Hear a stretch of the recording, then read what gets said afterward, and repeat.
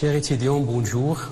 Donc, on va présenter un nouveau chapitre du module architecture des ordinateurs et le langage assembleur concernant les étudiants de sciences mathématiques et informatiques S4. Donc, dans la première partie, on a déjà vu l'architecture des ordinateurs, on a vu les mémoires, le microprocesseur, les bus, les entrées-sorties, etc. Dans la deuxième partie, Inch'Allah, on va voir le langage assembleur. Donc, on va commencer par une introduction au langage assembleur, des instructions de base, puis on passe au contrôle de flux du programme. On va voir, Inch'Allah, les programmes et les interruptions. Notre objectif en général, c'est de clarifier l'architecture des ordinateurs en répondant à la question suivante. Comment fonctionne cette machine sur laquelle vous passez des heures et des heures?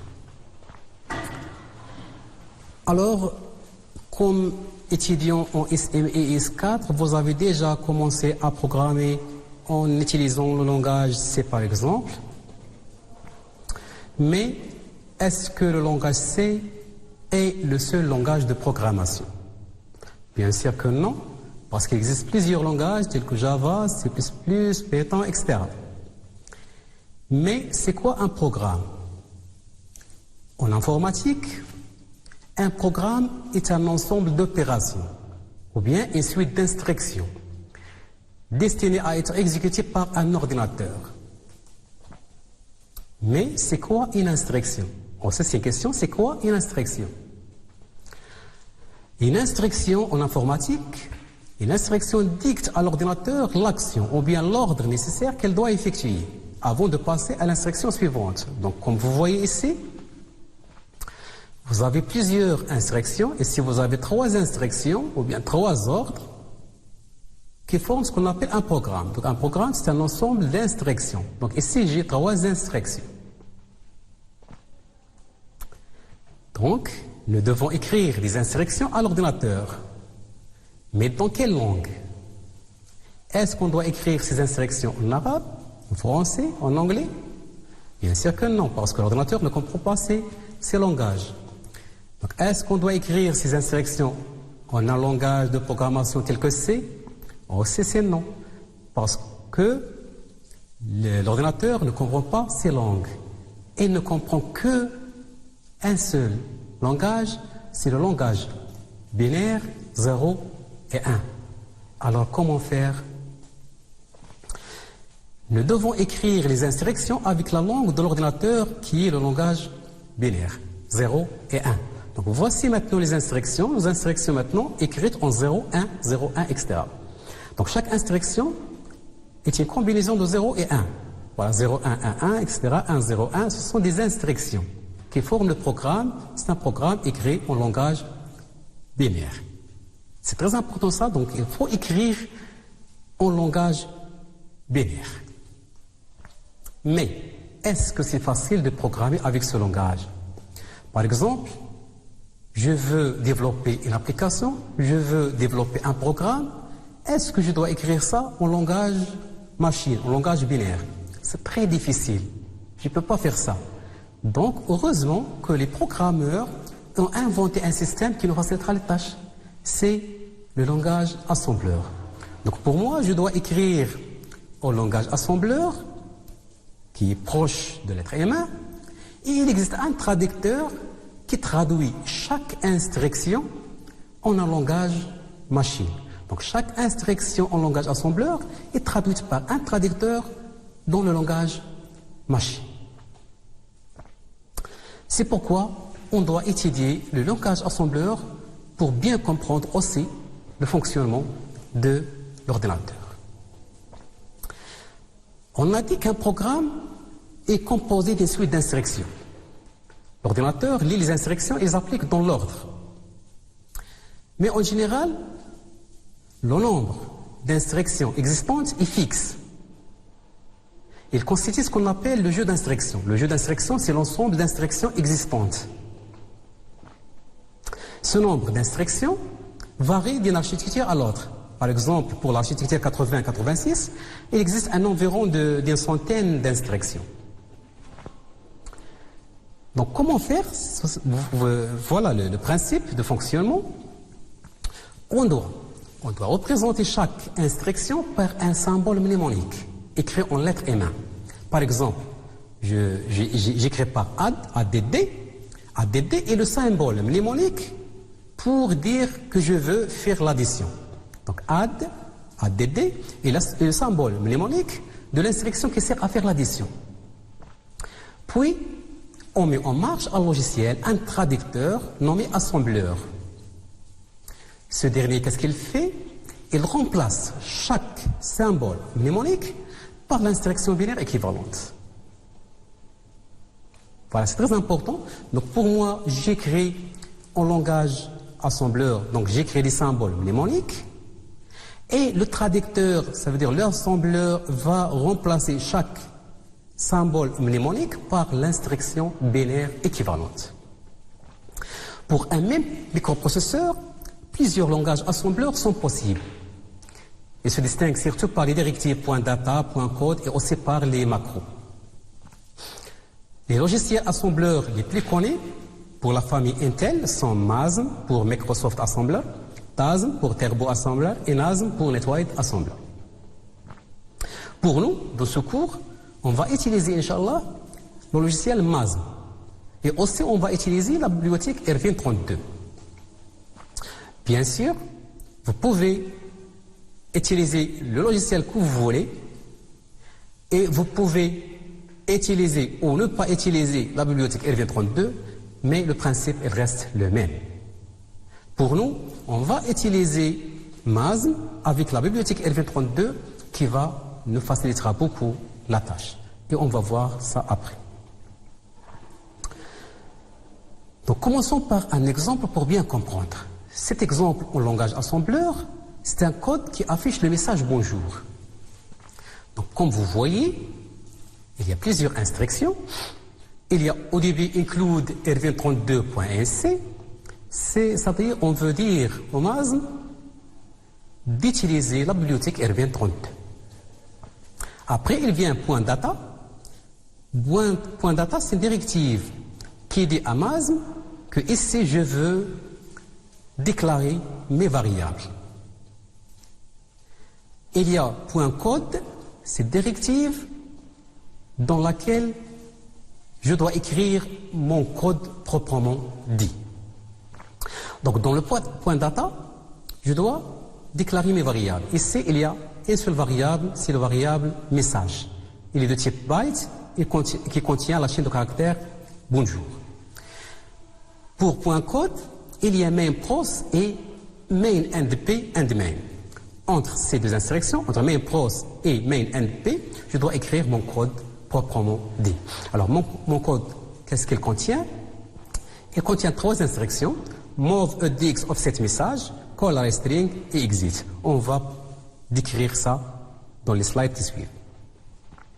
Alors ce code, comme tout code assembleur, contient des instructions, des directives et des macros. On a vu c'est quoi une instruction. Maintenant on va voir c'est quoi une directive et c'est quoi une macro. Alors, pour les directives normalement sont des ordres que l'on donne à l'assembleur lui-même. Surtout, on les utilise pour demander certaines choses à MASM. Par exemple, comment on veut qu'il assemble le programme. Les directives ne feront, et ça c'est très important, les directives ne feront pas partie des programmes au langage machine, puisqu'elles ne sont destinées qu'à l'assembleur et non au processeur. Exemple, lorsque j'écris include rv32.nc, je veux dire à MASM que c'est une directive pour utiliser la bibliothèque rv32. Pour les macros sont en réalité elles-mêmes composées d'instructions. Donc une macro, c'est un ensemble d'instructions. Lorsqu'on utilise une macro, elle est remplacée par la suite d'instructions préalablement préparées par les programmeurs. Par exemple, lorsque j'écris exit est une macro pour quitter convenablement un programme. Mais exit, en général, c'est un ensemble d'instructions qui ont comme tâche de quitter le programme. Voici un code équivalent à notre code, mais cette fois-ci, sans utiliser la bibliothèque rv32. Donc, vous voyez, je n'ai pas utilisé include RVN32. Donc c'est un autre programme équivalent, donc il va afficher le message bonjour, mais sans utiliser la bibliothèque RVN32. Donc si vous comparez ça avec notre premier code, ça est très long. Donc c'est pourquoi on a utilisé la bibliothèque RVN32 qui nous facilitera beaucoup de tâches. Donc voilà notre code avec RVN32, mais cette fois-ci sans utiliser main.pros. Au lieu d'utiliser main.pros, j'utilise deux labels, salut, and salut. Ce sont deux labels. Je peux écrire db de point, and db. Je peux écrire aaa de point, and aaa. Ce sont deux labels donc à choisir, mais il faut le nom qui existe ici dans le label, c'est lui-même qui va être à la fin, and le même nom. Donc par exemple salut, and salut. Et au milieu de ces deux labels, je dois écrire mon code. Maintenant, on va décrire cet exemple. On va commencer par les commentaires en masse. Pour écrire un commentaire en masse, je dois utiliser le point-virgule. Le point-virgule, premier exemple, ça veut dire que ça, c'est un commentaire en masse. Dans ce code, j'ai commencé par include rvn32.sc. Donc, include rvn32.sc, c'est une directive qui indique à MASM d'utiliser la bibliothèque rvn32. Include, c'est comme include dans le langage C. Les fichiers .sc contiennent les signatures des fonctions à utiliser. Donc, après include rvn32.sc, il y a le point data. On a dit que le point data est une directive indiquant à MASM que dans cette partie qu'on déclare nos variables. Ici, il existe une seule variable, c'est la variable message de type byte et qui contient la chaîne de caractères bonjour. Donc le compilateur ici, il va écrire le code ASCII de B, puis de O, puis de N, et il terminera par un nul. C'est pourquoi on a mis un 0 à la fin. Après, il vient un point code.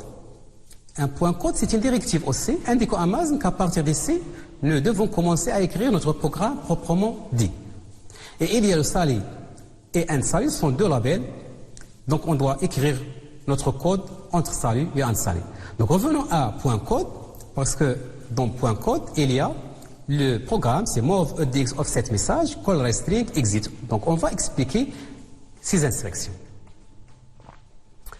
Donc, pour move edx offset message, c'est une instruction qui stocke le message dans le registre edx. Move, c'est une instruction très importante dans MASM. Move stocke la source dans la destination.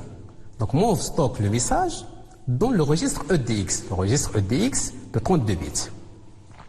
Donc, maintenant, la chaîne de caractères bonjour elle est maintenant dans le registre edx. Lorsque j'écris call write string, c'est un appel des macros qui affiche une chaîne de caractères. Mais il affiche la chaîne de caractères qui existe dans edx. On a dit que dans edx, on a la chaîne de caractères bonjour. Donc lorsque j'écris call write string, il va afficher la chaîne de caractères existante dans edx. Ça veut dire qu'il va afficher bonjour.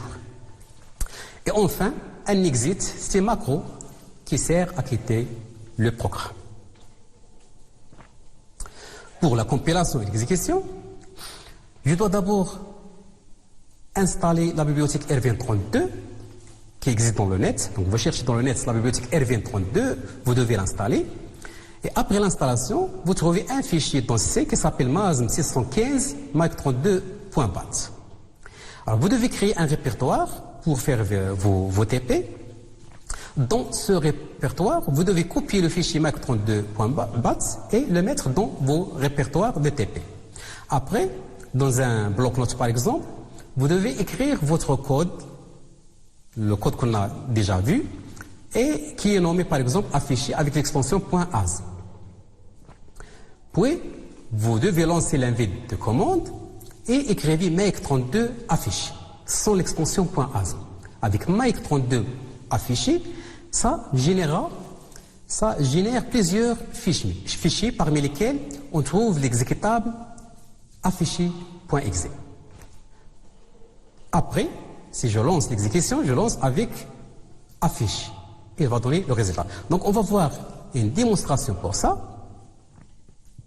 Donc voilà mon répertoire pour les TP qui contient mon programme, c'est le programme affiché. Donc fichier enregistré sous, voilà le nom affiché, mettre SC tous les fichiers et faites .asm, c'est l'extension .asm. Donc voilà, puisque pour moi le fichier il existe déjà, donc je vais annuler. Pour vous devez enregistrer ça sur affiché.asm. Donc vous voyez dans le répertoire, il y a le fichier affiché avec le type fichier ASM. Donc c'est un fichier ASM. Donc je dois copier. Moi j'ai déjà installé la bibliothèque LV32. Donc je dois copier. Donc je dois voir le dossier MASM 615 et je dois copier le fichier make32. Voilà, dans le répertoire. Et voilà le fichier make32. Maintenant pour le console, pour l'invite de commande, voilà.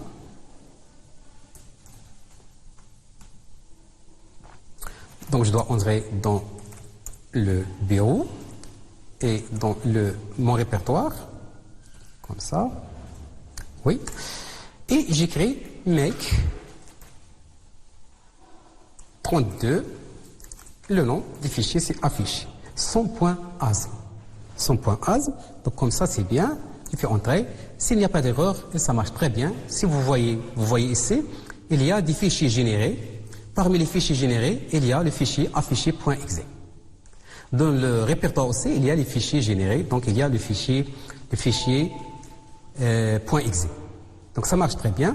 Maintenant, je dois exécuter avec afficher seulement, et voilà, il affiche bonjour. Donc vous voyez comment on peut compiler et exécuter notre programme. Donc revenons à notre cours.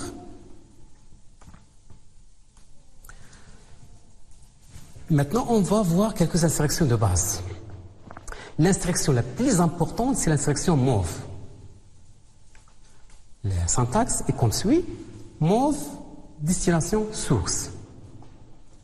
Destination est l'espace de stockage où l'on veut mettre notre valeur, par exemple le registre AX. Et source, c'est la valeur à enregistrer. Donc toujours, j'utilise move avec une destination et une source. Mais il existe plusieurs modes d'adressage. Le premier mode d'adressage est l'adressage immédiat. Dans ce mode, on écrit directement la valeur qu'on veut enregistrer. Par exemple, lorsque j'écris move AX15, ça veut dire que je veux mettre la valeur 15 directement dans le registre EAX. 15, puisqu'il n'y a rien est précis ici, rien est précisé ici, donc ça veut dire que 15 est décimal. Si je veux mettre une valeur en binaire, je dois ajouter B. Si je veux une valeur en hexadécimal, je dois ajouter H. Ici, move AX15, ça veut dire que je veux stocker la valeur 15 en décimal dans le registre EAX. Par exemple, move AX15D ou bien 15, move AX101B, ça veut dire que je veux mettre 101 en binaire dans EAX, et move AX7D4H en hexadécimal, je veux mettre cette valeur hexadécimale dans EAX. Mais il faut faire attention que la possibilité de stockage d'un registre est finie. Donc, il faut que le nombre qu'on émet soit capable d'y entrer. Par exemple, lorsque j'ai fait move EAX 2, 3, 4, 5, etc., ça fonctionne parfaitement. Mais lorsque j'ai fait move EAX 5, 4, 3, 4, etc., ça provoquera une erreur. Car le nombre maximal stockable dans un registre de 32 bits est 4, 2, 9, etc. Et c'est logique parce que EAX, c'est un registre de 32 bits, donc le nombre maximal stockable, c'est 1, 1, 1, 1, 32 fois. Ça veut dire 2 à la puissance 31, plus 2 à la puissance 30, plus 2 à la puissance 29, etc. C'est 4, 2, 9, etc. Donc je ne peux pas stocker un nombre supérieur que ce nombre dans EAX. Un autre mode d'adressage, c'est l'adressage registre. Et si on copie le contenu des registres sources, dans le registre destination, par exemple, mov OAX, OBX. Donc je vais stocker la valeur qui existe dans OBX dans OAX. Donc on enregistre le contenu de BX dans OAX. Et C, on ne change pas OBX, mais seulement on va copier ce qu'elle contient dans OAX. Et ici aussi, il y a une remarque très importante, c'est que les deux espaces de stockage doivent obligatoirement être de la même taille. Donc par exemple, je ne peux pas écrire mov dx OAX, parce que EAX c'est un registre sur 32 bits, et dx c'est un registre de 16 bits. Donc je ne peux pas écrire une valeur de 32 bits et le stocker dans un registre de 16 bits. De la même façon, je ne peux pas écrire mov EBXCX, parce que CX est un registre de 16 bits et EBX c'est un registre de 32 bits. Un autre mode d'adressage, c'est l'adressage direct. Ici, la source contient l'adresse d'une donnée en mémoire au lieu de contenir la donnée. C'est très important. Ça veut dire que la source contient l'adresse et pas la donnée. Ce mode d'adressage provoque un temps d'exécution de l'instruction plus long. Ça, c'est normal parce qu'on doit accéder à la mémoire centrale, à la mémoire principale, et ceci prend plus de temps qu'accéder à un registre, puisque le registre est plus proche des processeurs. Exemple, mov EAX entre crochets 0110. Si je ne mets pas les crochets, ça revient mov EAX 0110, ça veut dire que je veux stocker la valeur 0110 dans EAX. Mais avec des crochets, ça veut dire que je vais utiliser les adresses. Donc, mov EAX crochet 0110, ça veut dire que voilà l'adresse 0110, je vais chercher la donnée dans cette adresse et cette donnée qui va être stockée dans EAX. Aussi, il y a l'adressage indirect. Ici, la source contient le nom d'un registre qui contient l'adresse d'une donnée en mémoire, dans le segment de données DS et Data Segment. Ce type d'adressage est très utile pour parcourir un tableau. On va voir, Inch'Allah, les tableaux dans les sections, les prochaines sections. Exemple, mov OAX entre crochets EBX. Donc, EBX contient l'adresse. Donc, je dois chercher dans OBX, la valeur dans OBX, c'est l'adresse. Et dans cette adresse, je vais chercher la donnée et avec cette donnée qui va être stockée dans EAX. Donc, c'est l'adressage indirect. Enfin, l'adressage indirect avec offset ou bien avec décalage, par exemple, mov OAX, OBX plus 8. Ça affecte au registre EAX la valeur contenue dans EBX plus un nombre de bytes, ici c'est 8, des décalages ou bien offset. Aussi, l'instruction mov OAX, EBX plus EZ fois K plus 2, c'est très important lorsqu'on fait les boucles. On va voir ça après. Par exemple, lorsqu'on fait les boucles avec loop, etc. Alors, lorsque je change K, chaque fois, je peux changer le K. Et l'adresse, ça change. Ça aussi, c'est très important pour gérer les structures de façon plus efficace. Alors, pour terminer, on va parler un peu de l'instruction mov ZX. On a dit que lorsque j'ai fait mov OAX EBX, il faut que les deux espaces de stockage doivent être de la même taille. Mais on peut détourner ça, et on peut contourner ce problème en utilisant l'instruction mov ZX. Mov ZX pour mov 0 extends, c'est-à-dire mov avec extension par 0. Qu'est-ce qu'il fait mov ZX? Il agrandit la valeur existante dans le registre de petite taille et après, il agrandit cette valeur en ajoutant des zéros à gauche. Et après, il va copier cette valeur dans le registre de grande taille. Par exemple, supposons qu'on a le nombre 4 qui égale 0, 1, 0, 0 dans le registre BX. BX c'est un registre de 16 bits et qu'on veut copier cette valeur dans OAX. Alors, avec mov OAX BX, ça ne fonctionne pas parce que OAX c'est un registre de 32 bits et BX c'est un registre de 16 bits. Donc, on doit utiliser mov ZX. Mov ZX OAX BX, ça fonctionne très bien. BX est un registre de 16 bits, donc il contient la valeur 0004 dans la notation hexadécimale. Parce que dans la notation hexadécimale, chaque chiffre code 4 bits. Et codé sur 4 bits, donc c'est 0004. Donc, mov ZX, qu'est-ce qu'elle fait? Elle étend notre nombre de 16 bits à 32 bits. Donc, il devient 00704, c'est 32 bits. Et après, il agit comme un move normal, donc elle copie cette valeur dans EAX. Alors, voilà un exemple pour terminer, un exemple complet. Donc, include rv32.sc pour dire à Mazm d'utiliser la bibliothèque rv32. Et ici, il n'y a pas de point data parce que je ne veux pas utiliser des variables. Donc, je passe directement à point code. Et voilà les deux labels, salé et unsalé. Je dois écrire mon code ici entre salé et de salé, entre ces deux labels. J'écris mov bx4, ça veut dire je veux stocker la valeur 4 dans bx. Bx, c'est un registre de 16 bits. Donc, je stocke 4 dans bx. Et après, j'écris mov zx, eax, bx. Donc, je veux copier la valeur de bx dans ax. Mais avant, je dois étendre la valeur de bx avec des zéros à gauche. Et après, je vais la mettre dans eax. Après, j'ai fait call d'imprex. C'est pour afficher le contenu du registre. Donc, toujours, lorsque je veux afficher le contenu du registre, j'écris call d'imprex. Exit pour sortir. Alors, si j'ai fait l'exécution, pour EBX, au début, on a BX. BX, c'est 16 bits. Donc voilà, la valeur de BX, c'est 0004. C'est ce qu'on a dit, c'est 4.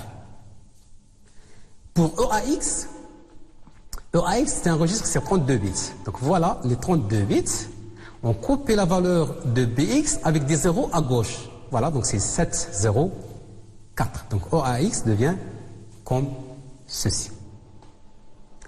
Donc voilà pour la première partie, pour une introduction au langage assembleur. On va continuer la prochaine fois, Inch'Allah. Donc, merci beaucoup.